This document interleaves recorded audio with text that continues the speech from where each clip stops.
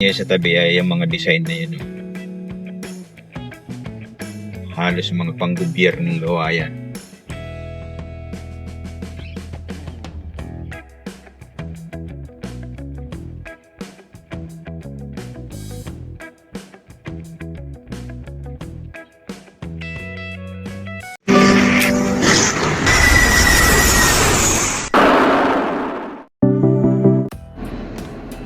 Bali dito sa Cavite, pag pupunta kayo dito, halimbawa, galing kayo ng norte, yung buong Metro Manila, lahat yan dumadaan sa Cavite. So napakadali na ng kalsada papunta dito sa Cavite. Yan yung mga nanggagaling ng norte at saka yung buong kalakhan ng Maynila. Diyan sila lalabas galing ng Cavite. So nanggaling naman tayo dito sa Las Piñas. So ito naman yung way na kinalalagyan natin. Pagdating dito, ito yan, dito na ngayon mag-merge na ngayon, magiging isa na lang Tex. So mas marami mga kabusing yung galing ng Cavitex. Ito na yung pinaka intersection dito. So itong pakanan, yan talaga yung original ng papunta ng Cavite. Yan na yan. Yan papuntang Kawit. So itong tinutumbok natin, ito yung tinatawag ngayon na Centennial Road. Itong lugar na to.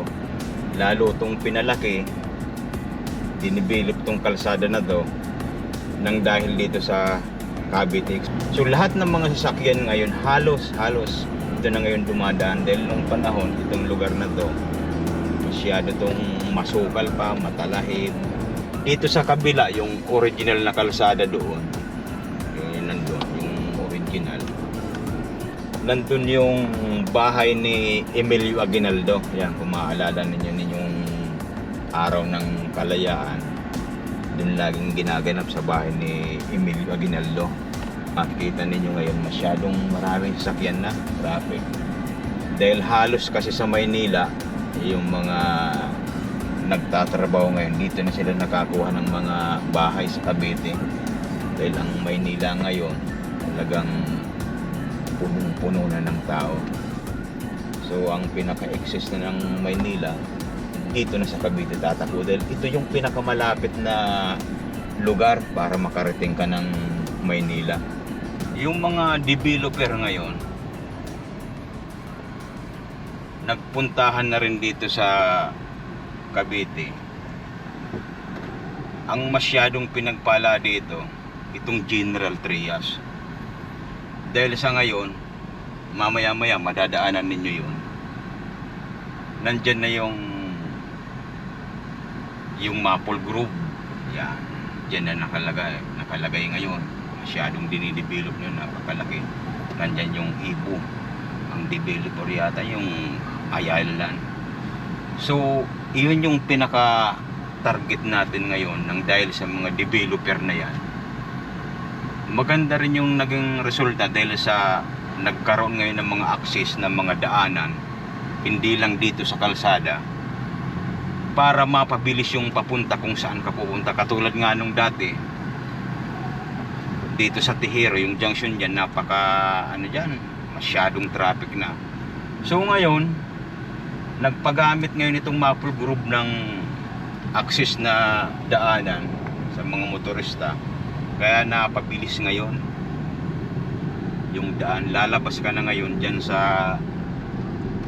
SM Tansa. Ngayon, mayroon naman dyan ngayon na daanan na papuntang mas mabilis, papuntang General Trias City. Pag tinumbok mo yon, yung bagong kalsada dyan, nandun ka na mismo sa City Hall nila. Pero nung dati, dumadaan kami, medyo matagal-tagal. Kung alam niyo yung nanggigilid dito sa ilog, diyan kami dati dumadaan. Siguro daanan natin ngayon para makita rin ninyo kung anong pagkakaiba. So ito na yun, dito tayo ngayon kakaliwa. Yan.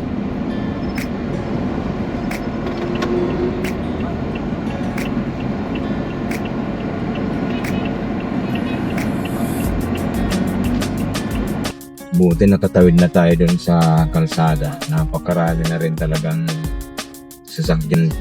Tapos, ngayon, General Trias City Town Club. So, kakaliwa na tayo dito. Yan.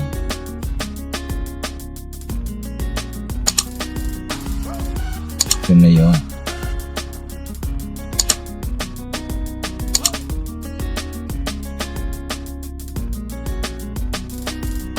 Ito yung sinasabi ko sa inyo mga kabusing na ito yung dating dinadaanan papunta ng Gentry. So maganda yung ipinakita ko rin sa inyo yung dating dinadaanan. Mamaya doon tayo sa bagong daanan. So napakasikip dito mga kabusing dahil sa napakaraming mga bahay. So dito sa bandang kaliwa natin, kung nakikita niyo itong mga bahay na sa kaliwa, sa likod nila ilog na siya. Papunta na yan ng General Trias. So ito yung daanan, ipakiskip talaga.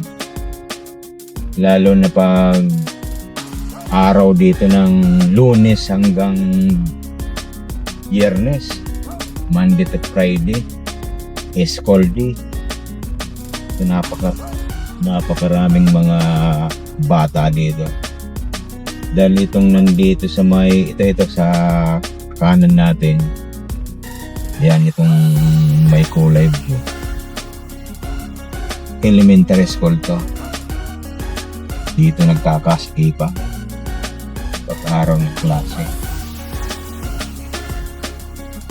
Ano ito Pakaw. Malapit na tayo ng Gentry. Kaya kung mapapansin ninyo dito sa paligid, medyo maayos na. So ito na yung Jollibee. Ngayon kung doon tayo ngayon manggagaling sa bagong kalsada ngayon sa loob ng Mapolbro, ang labas mo dito sa may kanto ng Jollibee. Ito yung nilabasan ng tricycle. Yan, yung nilabasan ng kulay blue na sasakyan. Ito yun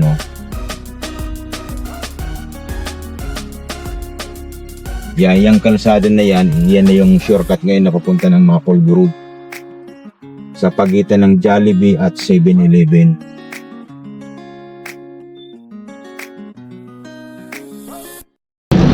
So ito balik tayo dito sa Centennial Road. Ang pupuntahan naman natin yung shortcut. Yung kanina hindi shortcut. Yun yung nasa tabi tayo ng ilog. Ngayon naman itong papunta ng Gentry. Pero doon tayo sa shortcut na dadaan. Dito tayo sa loob ng Mapolbro.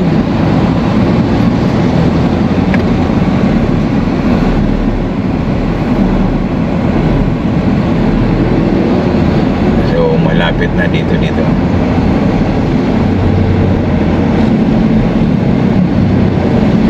Yan, dito tayo ngayon dadaan.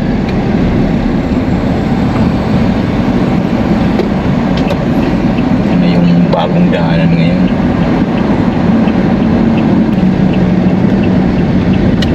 Yun.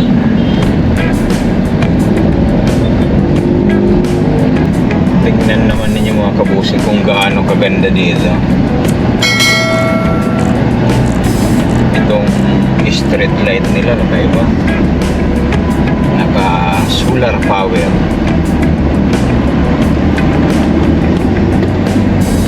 Saka itong poste parang naka-design ng mga pag maglalagay ka ng tarpaulin, mga pang-commercial, yan. Yan siguro ang plano, parang mga cross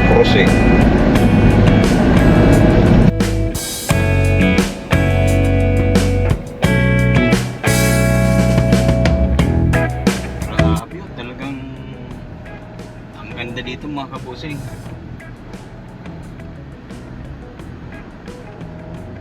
Doon sa dati, doon sa nanggigilid tayo ng river papunta doon sa Gentry.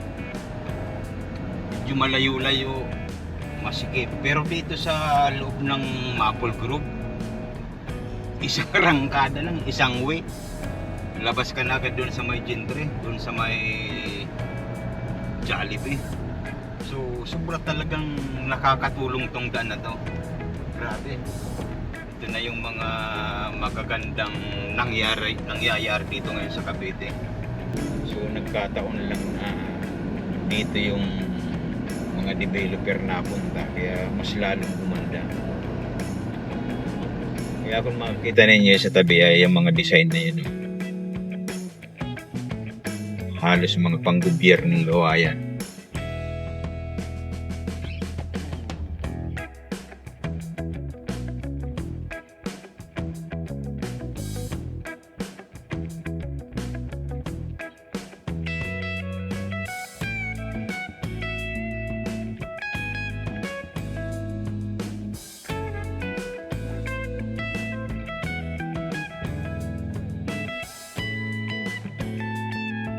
Napakalinis pa ng kalsadang to.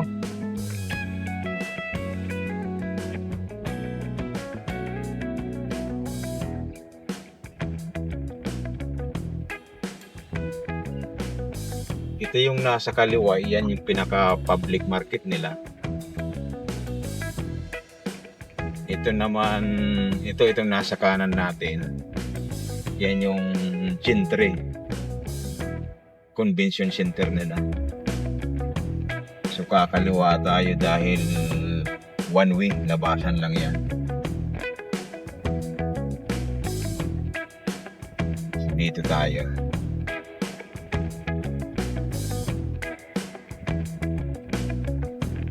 Pagdating dito, ayan, tandaan ninyo, kakaliwa.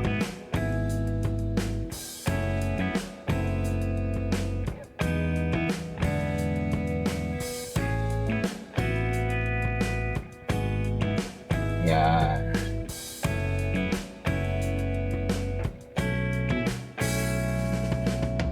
Ito yung public market nila. Itong nasa kaliwa natin.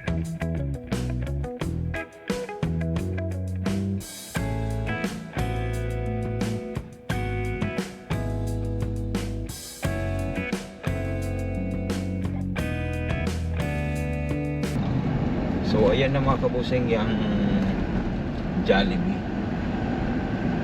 Ito na. Napakabilis lang, oh. Napakabilis ng pangyayari. Nandito na tayo sa Gentry. So kanina nanggaling tayo dito sa kabila, sa kaliwa. Yan, itong nilabasin, itong nakakulay red na sakyan. Diyan tayo galing. Ito na yung pinakasentro ng Gentry. So, ikutan natin dito.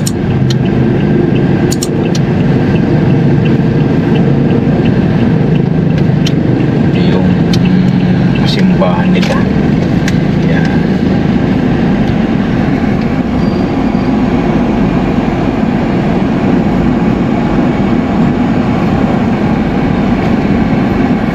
Napakasimple lang nitong Gentry. Medyo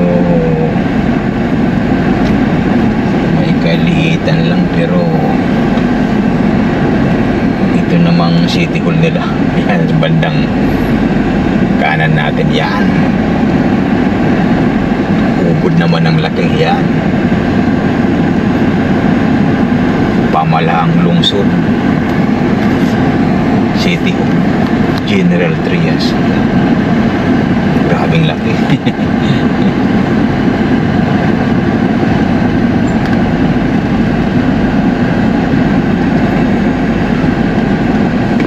Yan, iniikot lang natin yung nasa pinag-ikutan natin yung basketballan nila.